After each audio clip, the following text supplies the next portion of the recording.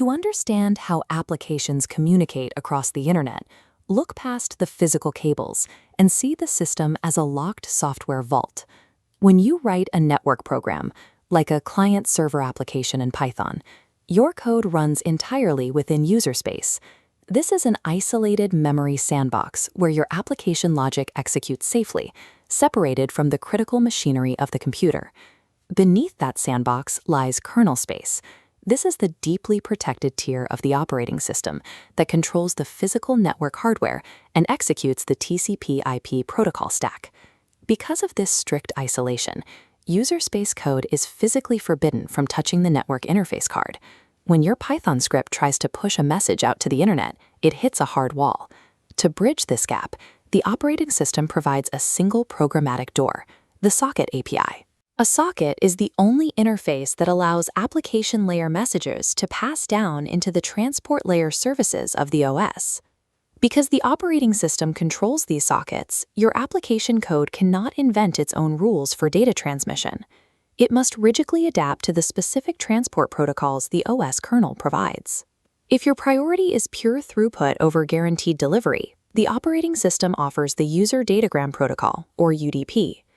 UDP executes what is known as connectionless delivery. It sends data blindly. There is zero pre-communication or warning given to the receiving server before the data arrives. This stateless reality dictates exactly how you must write your client code. When your application is ready to transmit, it invokes the send-to method, which requires you to actively attach routing instructions to every single dispatch. You construct the socket using SOCK diagram for independent datagrams. Without a persistent connection, a destination IP and port must be explicitly stamped onto the packet. It drops through the socket and flies independently across the network. If lost, the protocol will not recover it. The server relies on a similarly passive architecture, using the bind method to monitor a specific port. When a datagram strikes, the server must manually extract the sender's IP address and port number to know where to send the reply. Choosing UDP offloads the burden of routing, tracking, and error correction to the application developer, sacrificing reliability for raw speed. The alternative is the Transmission Control Protocol, or TCP. TCP is designed to provide a reliable, in-order, byte stream service between two processes. To achieve this, TCP enforces a strict rule. It refuses to accept application data until a verified connection is established between the client and server. The developer triggers this negotiation on the client side using the connect method. Invoking connect initiates a hidden process within the OS transport layer. This is the three-way handshake. 3 signal pulses bounce between the nodes, synchronizing and verifying readiness. The result is a persistent virtual pipe, locking the endpoints in a stateful connection. This simplifies the application code. With the connection locked onto the target, the client's send method no longer requires destination IP parameters. You simply push bytes into the socket. The operating system takes over, ensuring the data flows as a reliable stream and retransmitting any missing pieces automatically. While this removes the routing burden from the client, maintaining this persistent pipe creates a massive memory and state management challenge for the server.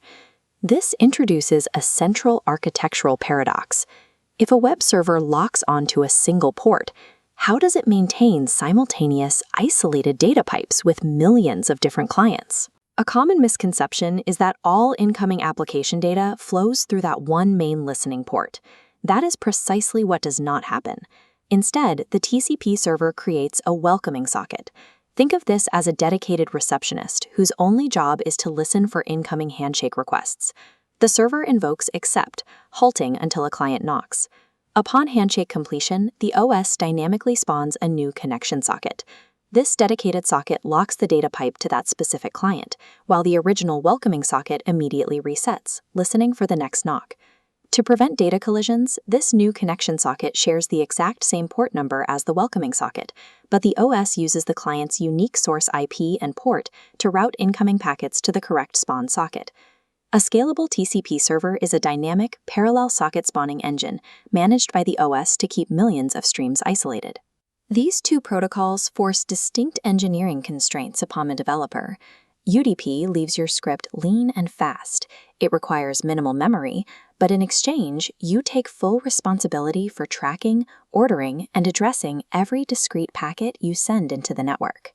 TCP provides a reliable byte stream, but that service requires rigorous state management, mandatory handshake latency, and a dual-socket multiplexing architecture on the backend. You are choosing between the rapid-fire scatter of stateless datagrams and the organized statefulness of dedicated connection pipes. Ultimately, the socket abstraction exists to protect the software engineer. It hides the planetary scale complexity of IP routing, hardware interfacing, and signal degradation from your Python script. You are allowed to write simple application logic on a smooth surface, while the operating system handles the fast interlocking mechanics underneath. Whether you need connectionless speed or connection-oriented reliability, you cannot bypass that floor. You must formulate your requests through the precise APIs the operating system dictates. Effective network engineering is defined by how well you navigate the boundary where your software meets the architecture of the internet itself.